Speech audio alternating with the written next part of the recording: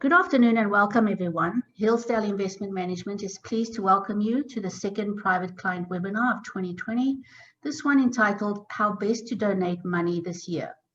My name is Tessa and I will be the moderator for today's webinar. As always, a little housekeeping before we get started. All participants are in the listen mode. If you have any questions during the presentation, please type them into the question box in your Zoom control panel. All questions will be answered at the end of the presentation. This way we can hopefully remain within the time limit. During the webinar, audiences may be invited for a live poll. All individual responses will be anonymous and only aggregate results may be shared with the larger audience. A video recording of today's webinar will be available following the presentation. If you would like a copy of the presentation, you may send us an email. I'd like to introduce today's presenters. Mr. Chris Guthrie, as you know, is the founding partner and CEO of Hillsdale Investments, and Amit Goel leads Hillsdale's private client practice. Thank you both, Chris and Amit, for hosting the presentation. Before Chris and Amit get started, I thought I would share some insight into Hillsdale and the presenters' philanthropic values. Hillsdale is run with a genuine vein of philanthropy. The aim is to make a difference within the communities in which we work and live, clearly reflected in the support given to more than 36 diverse groups of high-quality charities and organizations over the years. Hillsdale employees are included in these values. For example, the Hillsdale Workplace Giving Program matches employees' charitable donations up to $500 a year, providing employees the opportunity to double their donation to their favorite charity. Chris and Liz support Village Community School to support childhood education in India, the Fred Victor to combat homelessness and poverty in Toronto, and Covenant House, welcoming homeless, trafficked, and at-risk children also in Toronto. Amit and his family volunteer and support Aim for Seva, a charity supporting education in India, CNRB, a charity dedicated to assisting Canadians who are blind or living with vision loss, and World Animal Protection. Now, without further ado, I will hand over the webinar to Amit and Chris. Thank you, Tessa, and I would like to welcome my friends and audience here and fellow philanthropists to this webinar on how best to donate money this year. Chris and I will take you through a journey of why, how, when to give with some interesting strategies. Some housekeeping issues. This presentation is a copyright material of Hillsdale Investment Management Inc. The information and material in this presentation is solely for informational purposes only, and the information is not intended as investment, financial, or tax-related advice. It is meant for residents of Canada, all in a province other than Quebec. So moving on, let's look at the agenda for today. We will talk about the general charitable landscape in Canada. We'll talk about some ideas about giving as a philosophy, why to give, and giving now versus later, and strategic giving. We'll talk about tax efficient ways of giving, and we'll cover certain specific scenarios where giving has to be a bit more structured and a bit more organized. And we'll cover them in the later part of the presentation. At the end of the presentation, we'll touch base upon if you are looking to donate and invest in a holistic fashion, then how can Hillsdale be of your help? So to begin with, the first section on the big picture, charitable giving in Canada. Canadians are a generous lot.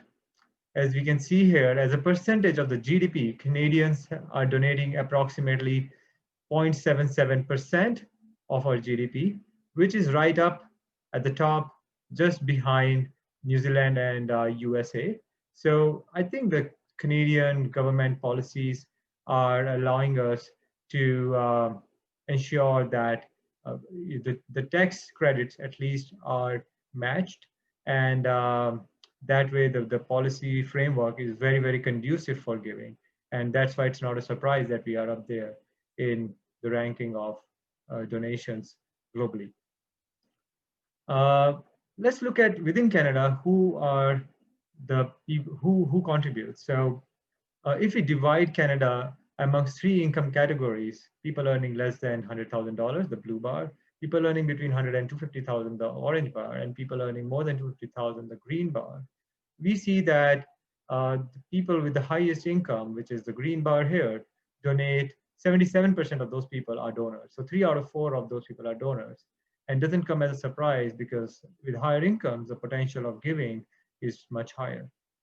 If we look at how much on an average people in these income categories donate, it's again something on expected lines. On an average, a higher income group, which is a group earning more than $250,000, is donating $15,000 to $16,000 every year. Whereas people in the other income groups are also generous enough, looking at the amount of their earnings, donating around $1,000 to $2,000 every year. So what we are seeing is that typically people in the lower income groups are able to donate between 1% to 2% of their income, whereas people in the higher income groups are able to donate much more, also because they have some wealth to donate. Well, again, looking at this from another perspective, Canadians who are age 55 and above comprise 1/3 approximately of the population, but donate around 2/3 of the total money in Canada. Similarly, people who fall in the $250,000 plus income category form only 1% of the Canadian population, but donate almost 1/3 of donations overall. So this is something which is expected again, and the burden or the onus of donations is being carried forward more and more by people who are wealthy or people who are able to decide beyond the age of 55 how much they need for themselves and how much they can donate. So moving on, we'll look at giving as a philosophy. We are going to cover in this section why should we even think about giving? Should we give now versus later? And how should we look at giving in a strategic fashion? So just wanted to share that Hillsdale has an underlying giving focus. We match employees' charitable donations up to $500 every year, which provides them with an opportunity to double their donation to their favorite charities. More importantly, we have been supporting our clients and business partners by partnering with their causes and supporting the charities that they support. And in the process, we have learned a lot, and we have expanded our giving program to more than 30 organizations. Well, let's look at why people give, or why Canadians give, for example. This is just one survey. I guess this was done by Imagine, is that right? Imagine Canada and StatsCan. So, and it was 8 years ago, so there might be some data. Remember that the most people who gave were older, it seems, and richer. That part makes sense. But when you ask people why they give, compassion seems to be the #1 answer, which is actually pretty sweet. Personally believe in a cause, which makes sense. We'll talk a little bit later about strategic giving and how to align your values with your donations and your contributions if you choose to. Contributing locally, also fairly high on the list, which made sense. Personally affected by the organization's cause. In many cases, I thought that might be higher up the list, but obviously a little more than half are donating to a cause that somehow has affected them, good or badly. Finally, religious beliefs make sense in Canada, but definitely falling. Obviously, many years ago, that would have been at the top of the list. And surprisingly, the income tax credit, the fact that you get money back for donating or actually can avoid paying taxes at all is down the bottom of the list, which I guess is good. But in our case, you'll see quite a few slides here to help you realize it really is possible. Basically, Canada is one of the better countries for income tax structure, which does certainly raise us to the list of our donations in terms of % of GDP. It is possible effectively to give all the taxes you owe, otherwise that you would pay to the government, to literally give it away in charitable donations, more or less. And that's how our tax code is written in Canada. Not everyone knows that, but effectively you can pay your taxes somewhere else if you choose to, almost. Next slide, Amit. I thought this was cool. I've done quite a bit of research with the help of some friends and our children as well. William and Cal help us with this. They have some pretty high level ethical judgment and views, as do most of our children, if you ask them or give them a chance. So this is from the past. This is Maimonides, pretty smart guy, 12th century Jewish scholar. But I thought it was a reasonable philosophy. It's one that I've obviously used quite a bit, and one of many, but not too bad. So he's got the 8 rungs of giving. in this case, from the lowest to the highest. At the lowest rung, those of us that have perhaps been asked to give, in many cases, doesn't have to just be money. The lowest rung is, of course, to give with regret or begrudgingly and make the person who's receiving the gift feel disgraced or embarrassed. We may have all done that once in our lives. That's still giving, but it's not really giving. Obviously, giving cheerfully, but giving too little, number 2. Giving cheerfully and adequately, but only after being asked, number 3.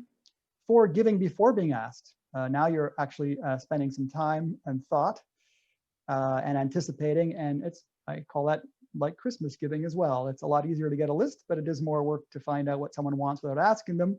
Number 5, give to who you do not know. You do not know who's benefiting, but the recipient knows who you are.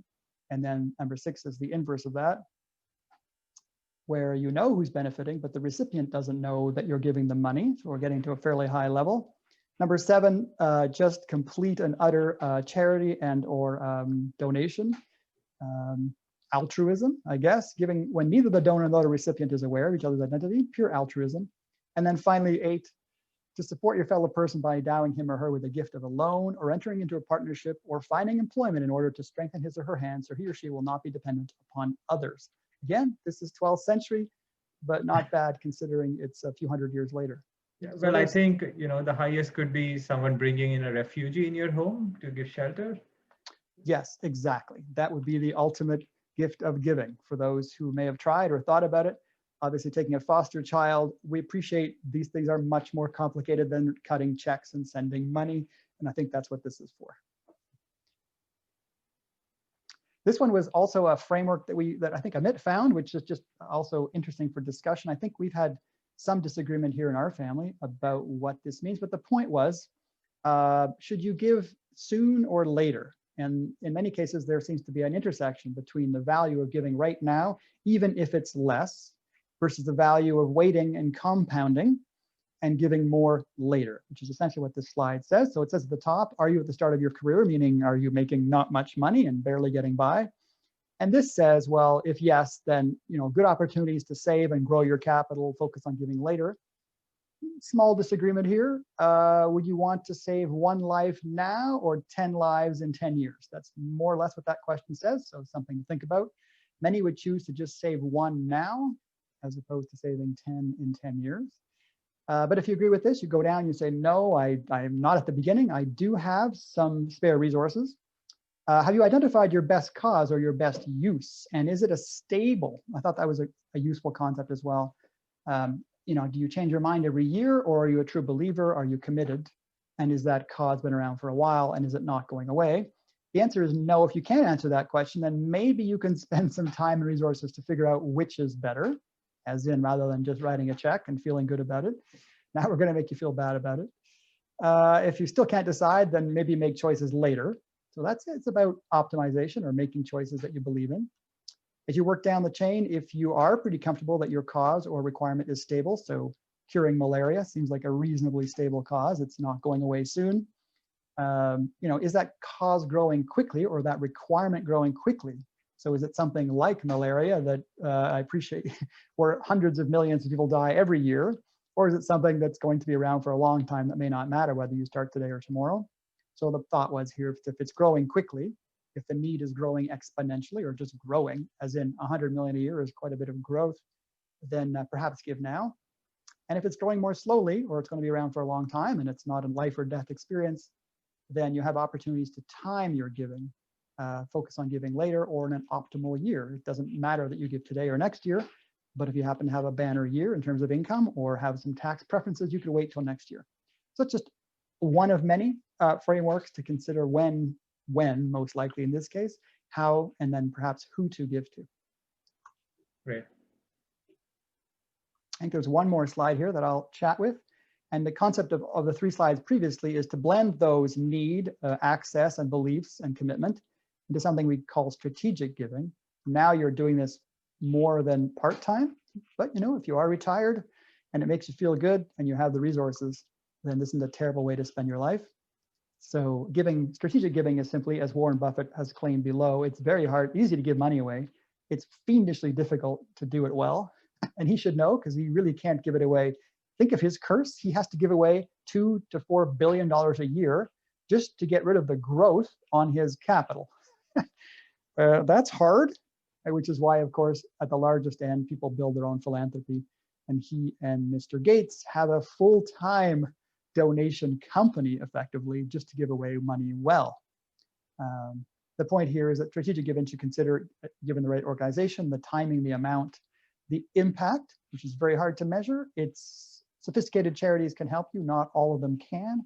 They should think about it every day, but not all of them have the resource to think about it. Obviously, tax efficiency matters if you're in the billions of dollars. And reputation is a personal reward, which may or may not matter to all. But for some, even just getting your foundation's name listed somewhere can certainly be helpful, at least for the promotion of your requirement to keep giving more money. That's on the left. On the right-hand side, is there? Oh, there we go. Well, those who've tried, we know why it's difficult. It takes a tremendous amount of time and research and effort, as we've done here. Why don't you, if you have children at home that aren't working full time, there's something for them to do that actually is pretty rewarding. They would have time and probably resources to do the research faster than you might. So ask them to help. Lack of transparency is a problem. Obviously, we talked about organizations being able to measure their own effectiveness. Lack of consistency in reporting. All these things are difficult. Obviously, some of the better charities have done a great job at it. Some are very good at marketing, not so much at impact. As an example, I'm just going to say that there are some hospitals in Toronto that raise money just by their brand name. I mean, people who cannot give money to Sunnybrook Hospital or even to Sick Kids Hospital to save sick children, you must appreciate that most of that money now is well beyond helping the children in the hospital. That's more than taken care of. They have many, many other projects to use the money that just seems to pour into their coffers on a regular basis, and it's well done. I'm just saying that in that case, marketing seems to have taken care of itself. There are lots of other reasons, rushing into things, third-party giving versus the charities that you support. It's easier to abdicate these responsibility. All those things are reasons why strategic giving is difficult. Okay. Okay, I think my thank part you, is Chris. done.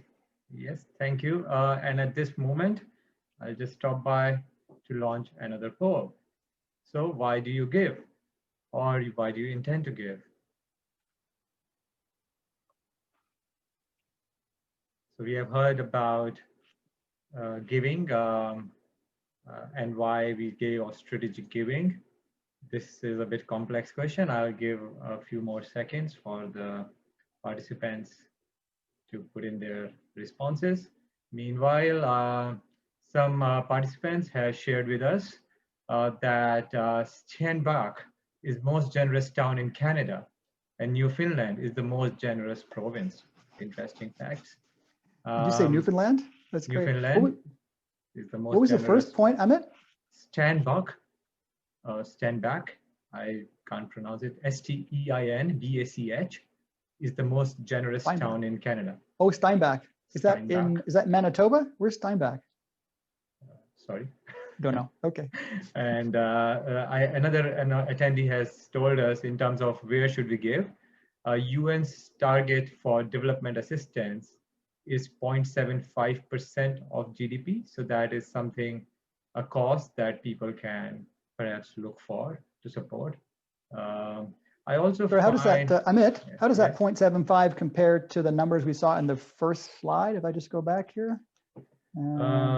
Okay. So Canada's at 0.75. All right. So, it is. Canada is 0.75. Yeah. So it is important. Here's an example. When you read of Canada slacking off on its company, on government donations. So if we feel bad about our government not giving enough as a percentage of GDP, understand that we have one of the most favorable tax regimes to give money away. So if you include all of Canada's donations, you're already at 0.77 with people, let alone what governments are also giving. I think that's the choice Canada's made. I don't know if the government always explains that well.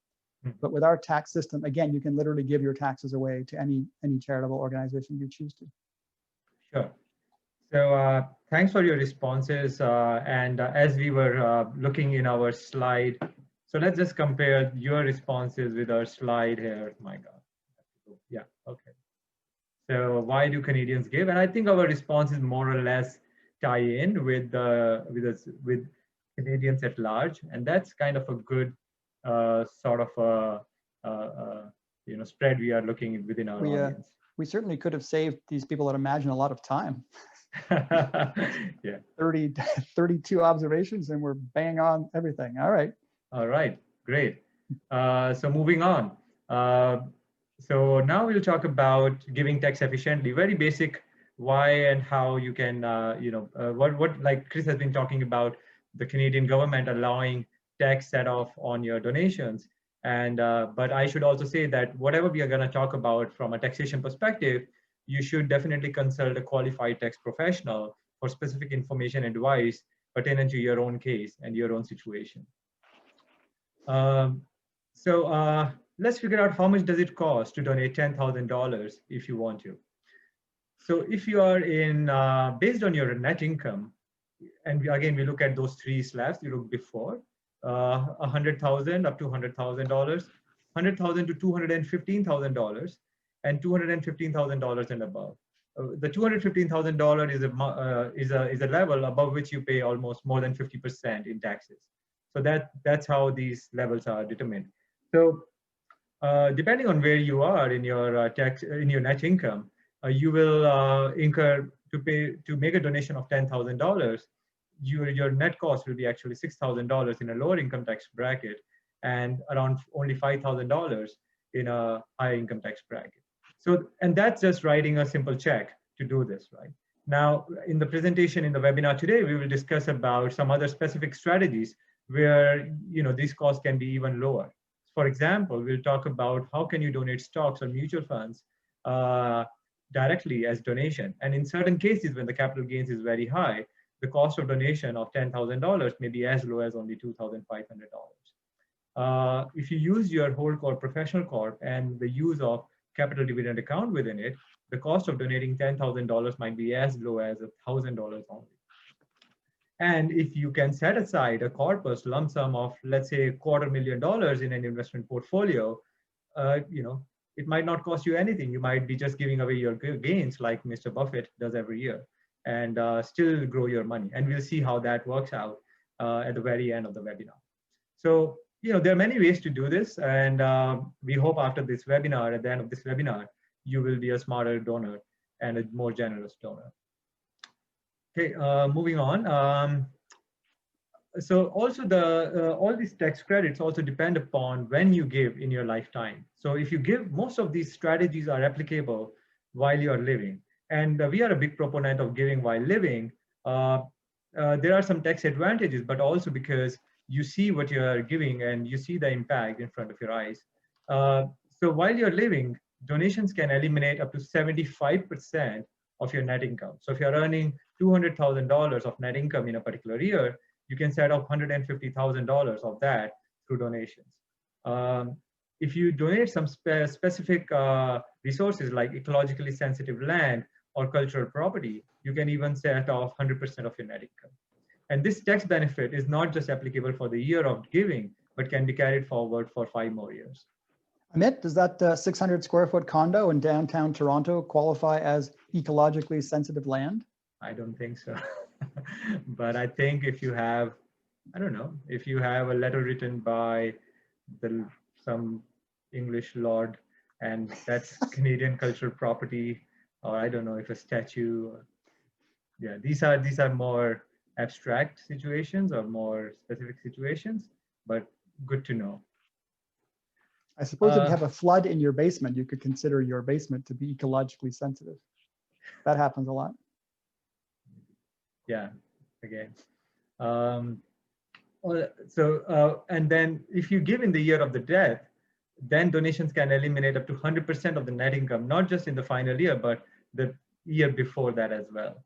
And we will talk about some specific strategies in the year of death related to the money left over in RRSP or RRIF accounts. And you can also use the vehicle for bequest as a gift under will. So this is a very basic format here in terms of how you can give tax efficiently. Now we will go into some more specific areas that we discussed about, some scenarios.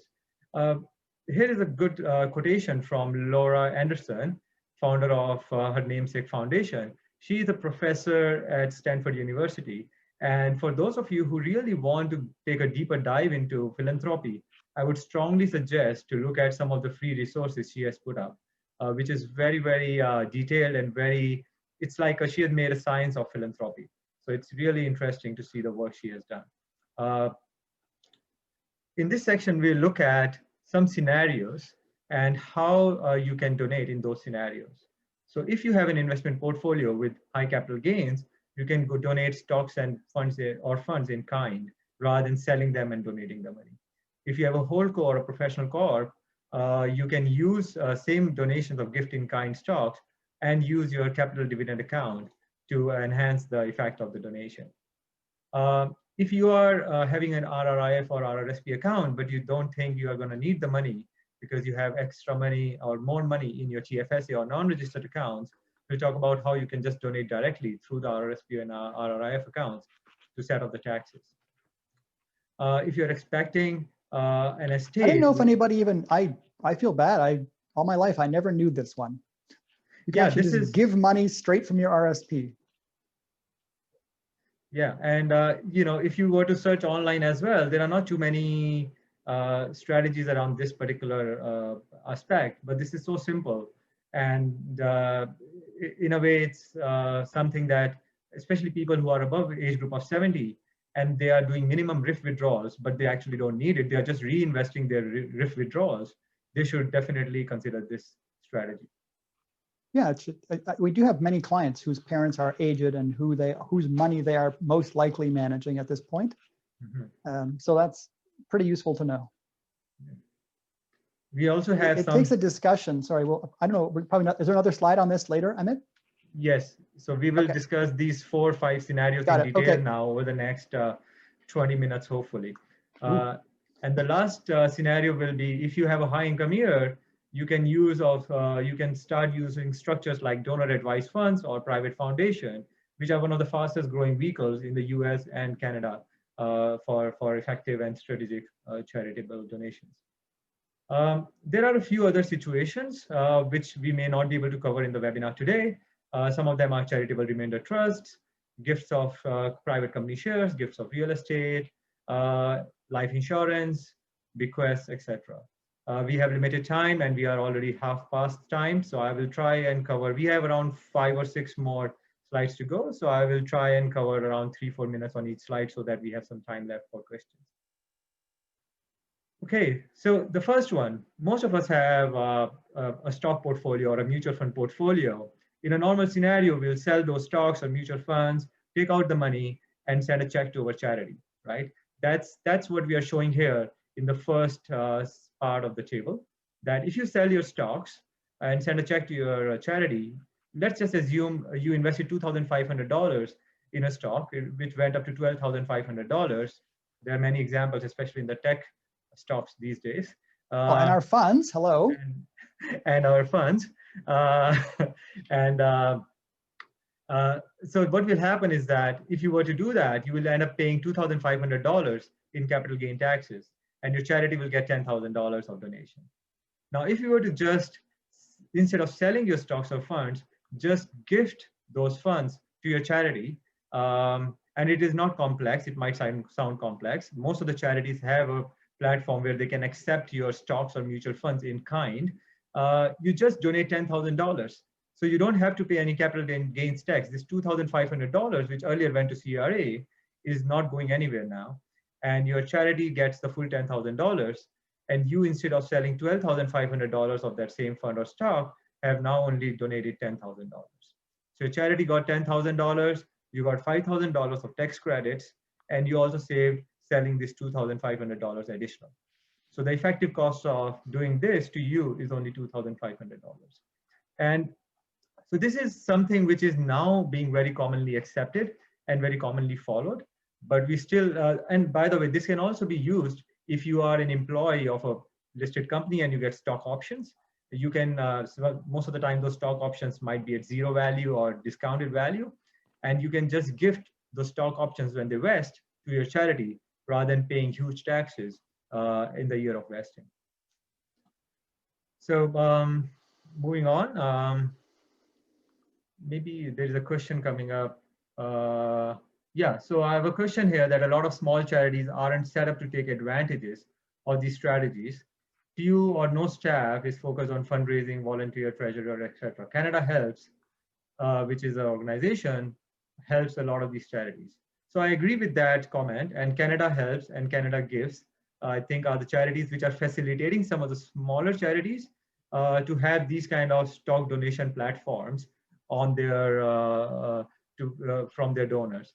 But so they play the role of intermediary, yeah, to make it easier for those not sophisticated charities who don't have a broker account set up to be able to accept your large pregnant capital gains and convert them into charitable donations. Yeah. Most of the time, these intermediaries will charge 2 to 5% as a cost of intermediation, but that will not come from your pocket. It will basically mean your charity will get 2 to 5% lesser, but it's still a good way to donate. Some of them have scaling fees. Does that make sense, Amit? Some of them charge less for larger donations. So it's just important, just check the fine print. Some of them are very expensive and probably shouldn't be used. Mm-hmm. But the ones we've used are fairly sophisticated, and you pay a little bit less for larger size. Yeah.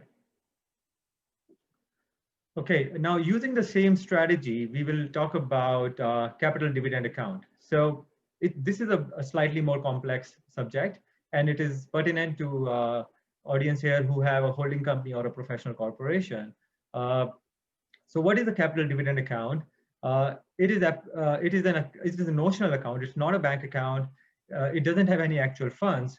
What happens in a holding company or a professional corporation when you sell stocks or when you donate stocks? The amount of capital gains within the that are generated, half of them are non-taxable. Like even in a personal scenario, half of capital gains are non-taxable.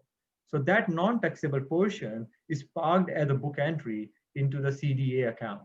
Right? So let's just pause here and say that in the previous example, you were basically looking at donating $10,000 with $2,000 of cost base and $8,000 of capital gains. Right? So that $8,000 now, because you have donated the money directly from your holding company to the charity, the entire $8,000 is non-taxable. So that entire $8,000 is now parked in your holding company's CDA account. It's not an actual money sitting there, it's just a book entry. Now, what's the advantage of that $8,000 is that after donating to your charity, the $10,000, you can actually take that $8,000 tax-free from your CDA account. And that's what all this slide is talking about, but it's, again, complex. It's not that complex, just so you know. So if you have a professional corp, many of our clients do, lawyers, doctors, or if you have a holdco, again, many of our clients do, where they've been holding large pregnant gains, whether it be funds or real estate or anything you might have inside those holdcos. Anytime you sell those inside your holdco, you have effectively made a bank, added a bank account of taxable gains that you can then use to your advantage by creating a capital dividend account. So anything you've sold in the past inside your holdco or your professional corp may have generated this capital dividend account without you even knowing it, and that can be used to distribute dividends tax-free to yourself as well, or to charity. Again, yeah. And there's another third advantage. So CDA gives you first advantage was, of course, donation, second CDA, and there is a third advantage that when you actually sell your corporation, especially in the case of holdcos, not in case of professional corps, that your stock donation and your CDA withdrawal will lower the value of your deemed disposition by $18,000. So you will save taxes when you actually sell your corporation, from the capital base. Later on, yeah. So there are many advantages to doing this, and this is very, very sophisticated, but most of your accountants should know this, and you should work with them to actively take advantage of this strategy. So for instance, Amit, could I put, if I have a holdco, I'm a lawyer, again, doctor, professional corp, I maybe put my cottage in my professional corp. My cottage appreciates, whether we sell it or give it. Mm-hmm. Does that count as well? Can I then get a rebate for the capital gains that I might have paid on my cottage sale? Yeah. Yes, capital gains of all sorts will be parked into the CDA account. Whether you can donate a cottage, that part I'm not aware of. It will depend upon the need. You can donate it to a few camps. Maybe, yes. So it will depend upon the need of the charity. And That's donation correct. in kinds are subject to a bit more detailed analysis and more hand-holding with the accountants and CRAs. But yes, a lot can be done within the holdco and professional corp structures. Okay, moving on. So we spoke about this. You are 70-year plus, so you are getting RIF withdrawals, but you're reinvesting your RIF withdrawals because you have enough in your TFSA and non-registered accounts, or you're getting enough pension from the government, and the RIF withdrawals are costing you even more pain because your tax slab is just going up from 80,000 to 120,000 or 450,000. Or maybe you have accumulated your RRSP account. You're still less than 70, but you know that your RRSP account is looking like $2 million or $3 million, and you will never be able to finish it off. Rather, it will become a tax sort of a problem as you go forward. So during your lifetime, you have contributed tax-free into the RRSP accounts, if you understand the concept of RRSP, right? Now, if you were to donate RRSP directly to your charities, you are never going to pay any taxes on the RRSP withdrawals. So isn't that great that when you are earning income, you could invest into RRSP and grow the money tax-free rather than paying any taxes? And now all that money, which has grown tax-free for so many years, can go to your charity, and you have never paid any tax on that money. So this table shows us exactly how that happens. If you're in the income tax rate of 50%, you give direct donation from your RRSP to your charity. You get a tax, your expected tax on the withdrawal is $5,000, but you're also getting tax saving of $5,000, so you don't pay any taxes. Even better, if you are in a lower income tax slab, you pay $10,000 to your charity. Your expected tax on the withdrawal is $3,000 because you are in the 30% income tax bracket. You're going to get a higher tax receipt, which is 40% or $4,000. So actually, by giving $10,000 to your charity, they will get the whole money, and you will get $1,000 additional of tax credit. So this applies very well if you can keep your income tax rates lower and donate directly from your RRSP or RRF accounts. I'm seeing some questions here, so maybe I'll pause to look at them. Okay, just one comment. Actually, Canada Helps itself is a charity. Yes, thank you, and it is a charity itself. I think Canada Gives is a facilitator or an intermediary, but some of these organizations are charity in their own right, and some of them are intermediaries, and some of them are both. So it's an evolving sector within Canada, and I think there's a lot of new strategies and new initiatives coming into the Canadian giving landscape. Okay, moving on. So now let's look at, okay, it's time to launch a poll actually. So here's a question. Your parent left you or is expected to leave you $1 million of inheritance. From a tax perspective, what is the worst place that the investments can be held in? And I launch a poll for this.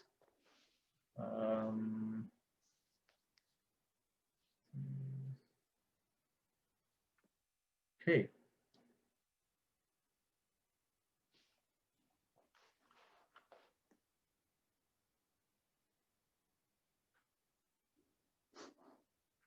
So I'm asking, where is the worst place that his investments are from your perspective? Or from a Was the answer in the previous slides at all, Amit? Should we know this? I hope people are listening. Oh.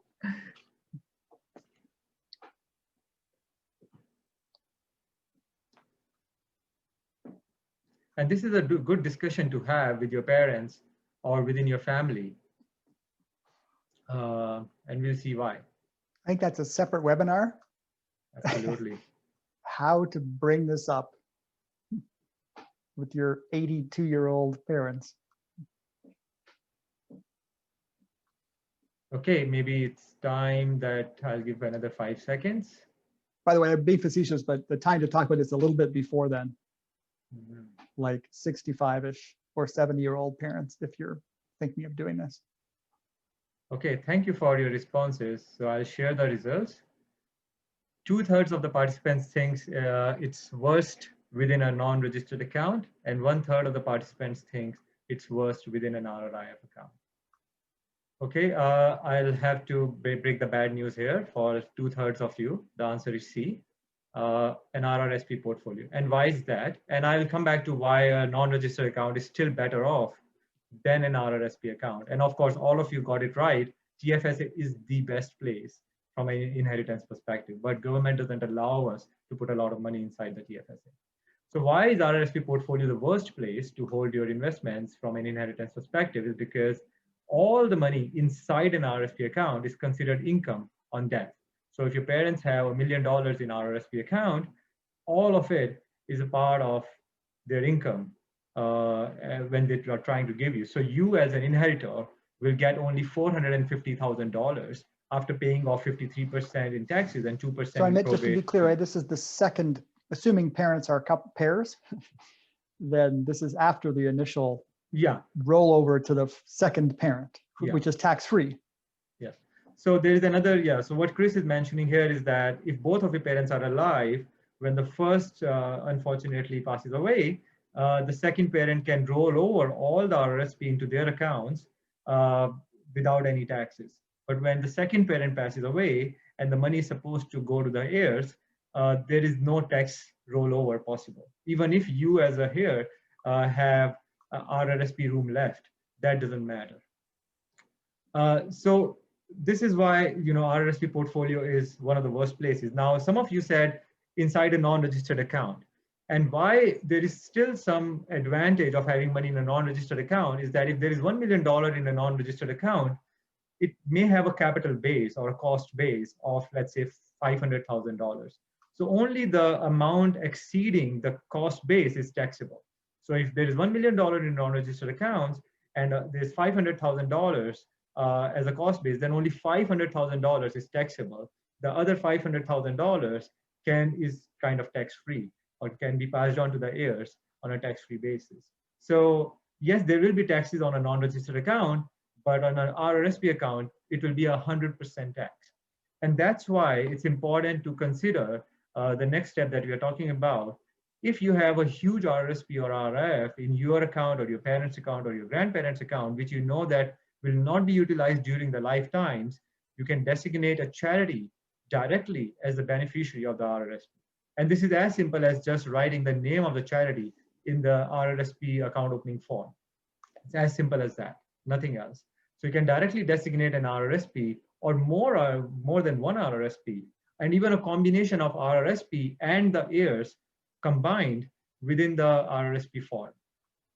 The advantage is that first, there is no probate or legal or executor fee because the money on death then flows directly to the charity or to the designated beneficiaries. So this is anyways a good practice to have because all the money in the RRSP account can flow directly to the beneficiaries instead of going to through the probate and legal processes in the case of death.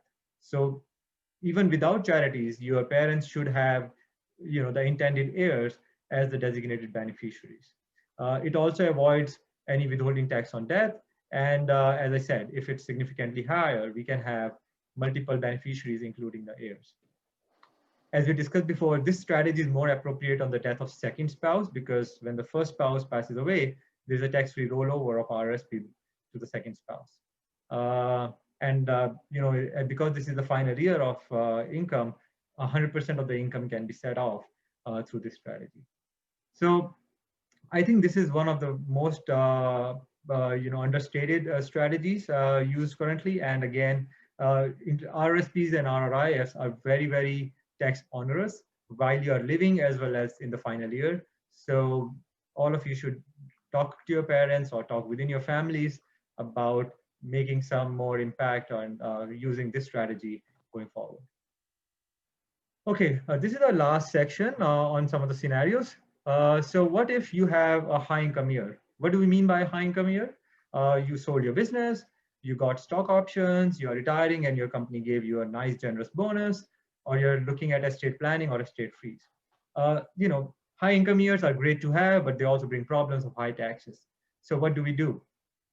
Well, you don't have to donate all the money that you want to save taxes on. You can get an immediate donation receipt by purely contributing to a vehicle called donor advised fund. And this is, we'll spend some more time on this, this is one of the fastest growing vehicles today, where you just park your money in a structure which is administered by a third party, and you can then slowly donate to your favorite charities over many years. You can, even for larger amounts, you can set up your own private foundation, which obviously will involve more effort and more time from your end, but which also gives you much more flexibility. The biggest advantage of these structures are that once you have made a contribution inside these structures, you are not still donating. You are still growing your money tax-free and investing your money within these structures. So think of it that if you had $1 million in RRSP and you set up a private foundation of $1 million, the money can go tax-free from your RRSP into a private foundation, and then you can keep on growing that money inside the private foundation on a tax-free basis. Of course, once you put money inside these structures, it means that the money is no more yours. You are no more the beneficiary. The beneficiaries are going to be registered charities in Canada. How much you need to donate every year? 3.5%. Think about it. Most of the time, we have been growing money in double digits, but it doesn't take a lot of energy to grow your money by, let's say, 5%. And you have to donate 3.5% at a minimum. So if you don't, technically, you can just keep on donating the gains and your money will never finish. And that's what the Warren Buffett problem is. You can even contribute your stocks or appreciated securities, like we discussed before, into these structures. So I'll take next 2 slides to discuss about donor advised funds, because I think this is one of the most important areas, which has got a lot of tailwind in the US, but it's still not up to there in Canada. So let's first look at the US landscape. So donor advised funds are, as I said, fastest growing vehicle for donations in the US. Over the last 5 years, the total funds in these structures have grown at 70%, absolute. The new contributions in 2018 were $37 billion. That's almost 10% of overall US donations. They disbursed $23 billion in grants to multiple charities, which is up 90%. The number of donor advised funds in the US have tripled over the last 4 years. And the average size has gone down from $300,000 to only $165,000.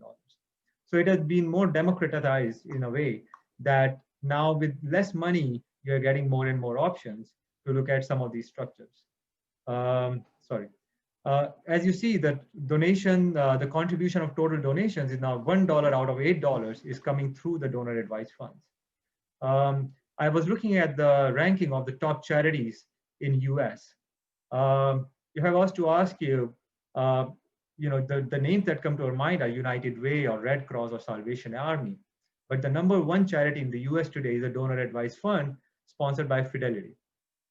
And in the top 10, there are 6 of them which are donor advised funds. Likes of Fidelity, Schwab, Vanguard are at the top. So suddenly the color of the charitable giving has been moving away from United Way, Red Cross, Salvation Army to the Fidelity, Schwab, and the Vanguards of the world. And that is something that we are also going to see in Canada very soon. Sorry, Amit, that money can still end up at United Way. It's that money can, yeah. So it's you simply decide, a way of changing the timing of your donations, not changing the location or the eventual destination of your donation. Yeah. The so Fidelity, Vanguard are acting as custodians of your money. They're growing your money inside these donor advised funds, and then you decide at the end of the year where the money goes.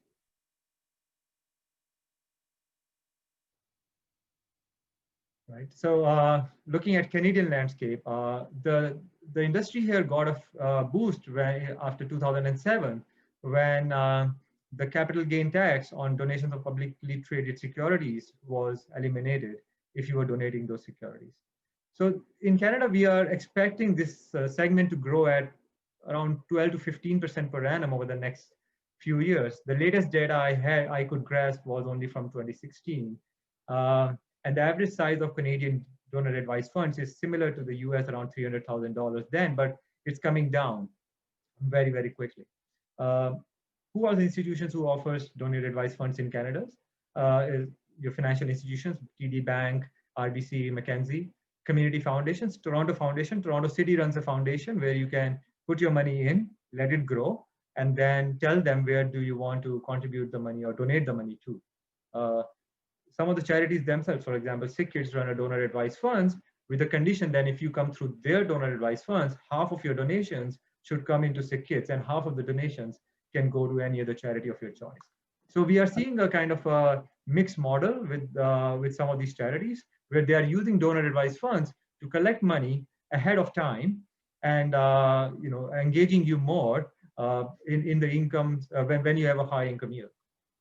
Amit, sorry, do you know if the Toronto Foundation has similar constraints on where the money ends up going? Do they have only a few locations, or can they send it wherever you want? You can send it wherever you want. They of course, when you are joining a donor advised fund or particular like Toronto Foundation, they will try and promote Toronto City's problems ahead of other problems in your on their website and in their communication with you. But at the end of the day, you are free to decide where you want to send your money. So the minimum contribution is $25,000 in most of the places. Some of the places are even accepting as low as $5,000. My suggestion will be look at this structure for at least $100,000 or more. And the reason is the fee. As Chris said, it's a scaling fee structure. The more you put into these structures, the lesser the amount of fee you pay. So at $25,000, you can start off, but it might not be very economical to run these structures at that level. And for amounts of greater than $3 million, I would suggest you can set up your own private foundation. And it's a longer process, but it is much more rewarding in the long run. You can, even if you set up your private foundation, you can actually start issuing charitable donation receipts yourself to your friends and family if they contribute into your private foundation. That's the added advantage.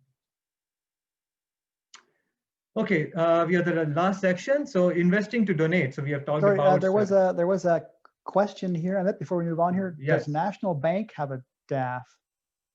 I can check it out for you, but I'm sure they will have. Put this way, does Hillsdale have? We haven't set one up yet. I know that.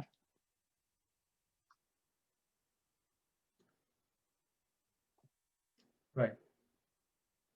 Maybe we can answer that one offline. Offline, yeah. We did the management fees. Are the charities losing out on the middleman fees? So if you're asking about, there are three kinds of fees, as I said before, like there's the administration fee, there's one-time setup fee, and there's the investment management fee. And each donor advised fund provider has it listed out, or if it is not listed out, you should ask them these questions before you go ahead. But I think the average it will cost you is anywhere between 1% to 3%, including everything. Very low-cost providers like Vanguard in the US are offering it at even less than 1%. And that's, the idea in the US with scale comes the, impact on the fee. In Canada, as of now, I think fee is not under a lot of pressure, but if you go with more than $100,000, the fee can definitely be kept under 1% overall. I assume that includes setup fee and all fees together. So it's the same as having an investment management account plus a few basis points for the charitable administration fee setup, which they're going to mark up. I mean, it's a fairly new area, so people are making higher fees than they should, and hopefully will in the future. Yeah. But it's not much more expensive than having your money managed outside of a donor advised fund. Right. I suspect. I mean, the one. Sorry. It doesn't really make sense to choose a single purpose. The question here is, are charities losing out on middleman fees? It doesn't make too much sense in my world to give to a donor advised fund with a single purpose. If you're just giving the money to Sick Kids and all you can do is have them manage it and give it to Sick Kids, you might as well just give it to them now, I think. The benefit to me of donor advised fund is that you have the money now, but you don't quite know what you want to do with it. I mean, that's kind of what I think the general purpose is. You've had a salad year, a great year, whatever, someone lent you some money, gave you money, you've made money. Doesn't matter. The point is you don't know what to do with it, or you're not comfortable giving it all away in 1 year. So really a donor advised fund with a single charity, I don't think that's a large market. Some of them will try to capture that extra money, but it doesn't really make sense to me. You'd much rather have your donor advised fund with a generic Fidelity, Hillsdale, who can then give it away to whoever you tell when you tell them to do it.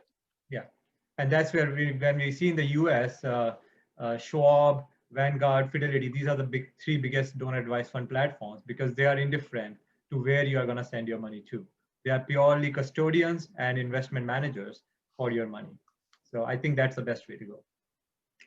You end Okay, up like last Warren section. Buffett, though.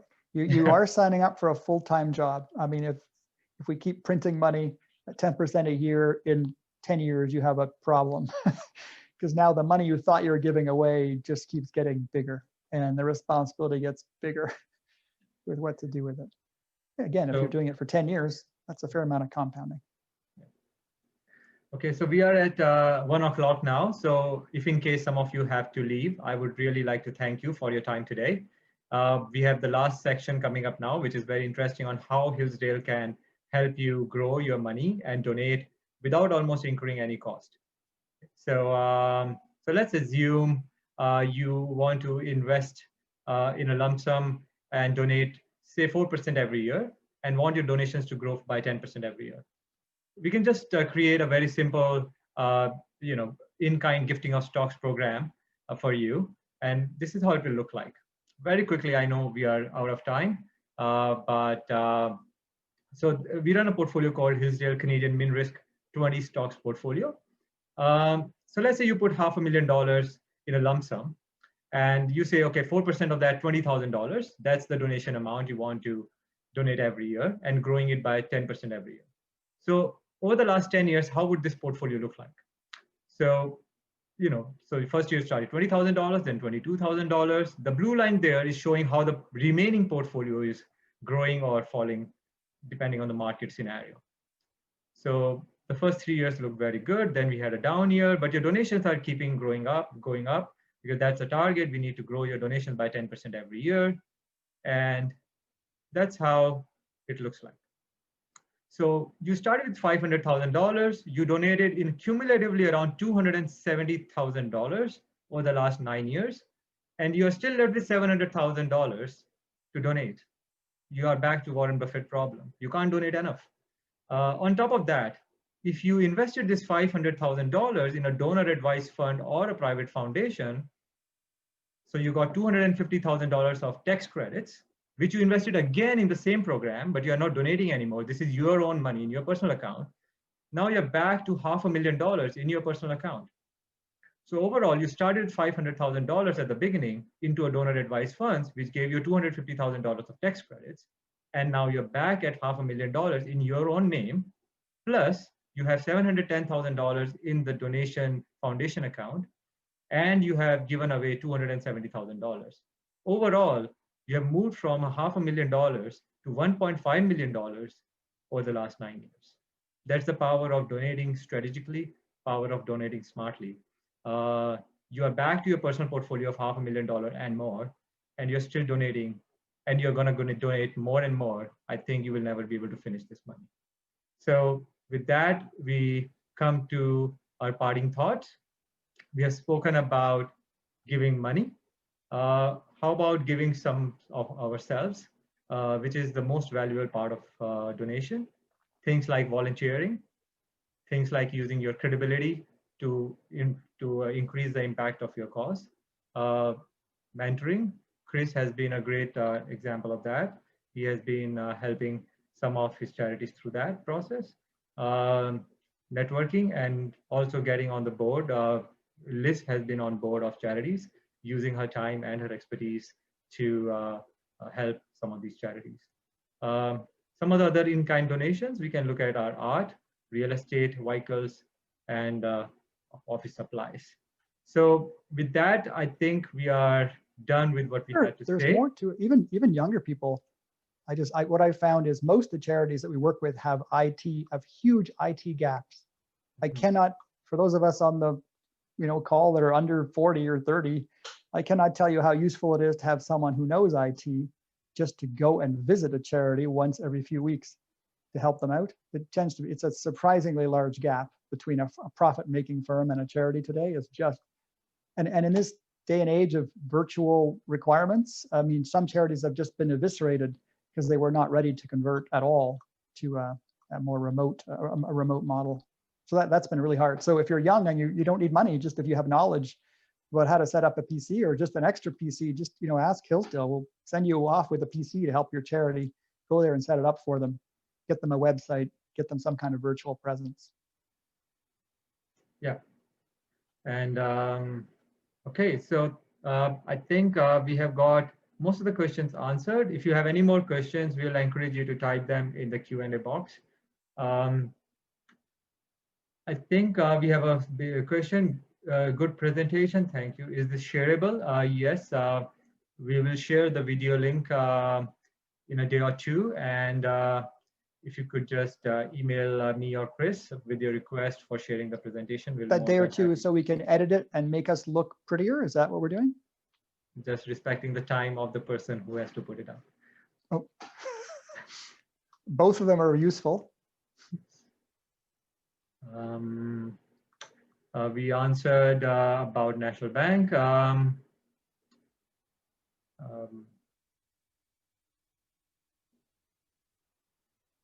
We got a comment, impact is also important. A donation to a small charity has more impact than a donation to a large. For example, $1,000 to sick kids just gets lost. And I think, Chris, you mentioned about it in giving now versus later. And even as a, Chris was mentioning, even when you're young, you are earning for yourself and you are investing in your career, giving small, like this gentleman said, or this person said, $1,000 to a cause which can create a huge impact is very important. So just as a number, $2,000 can save a life in malaria-infected Africa. And that's not a lot of money to give away if you are even earning $100,000 or $120,000. So lots to think about where $1,000 can make impact. I myself have spoken about, and Chris himself, we both are donating to India, where $1,000 goes a long way. Yeah, that one feels pretty good. If you have $1,000, that's enough to send, I think, 2 kids to school for a year in India. And it's a really nice school. So, talk to Amit, talk to me. If you're looking for how to maximize your return on $1,000, there's many places to do it, and not many of them are in Toronto. I think we all agree. I mean, hopefully not. There are still some places in Toronto. Of course, I'm sure Fred Victor can use every penny, homeless charities. Lots of people can use $1,000, but it goes an awful lot longer in some other places. Well, I think a question came up, maybe it's a funny remark. Will you be issuing a certificate of attendance? Just asking as I would like to claim for PD hours. That's funny. All right, I think we are done with what we had to say, and we are very happy to have your presence today. And thanks for all the great questions. Chris and I enjoyed your company today. And I think in the interest of the season of giving, I hope we left you with some ideas and thoughts. Chris? Yes, always. Thanks, Amit. Yes, Okay. Most of this is not intended to be a to-do list. It's more of a to think about list. In terms of to-do, please ask. If if we don't have the exact answer, we're the first ones to help you find someone that does have the right answer. Okay, then everyone, thanks a lot once again, and have a great holiday season ahead of you, and enjoy the new year. Till then, bye-bye. Take care. Thanks, guys.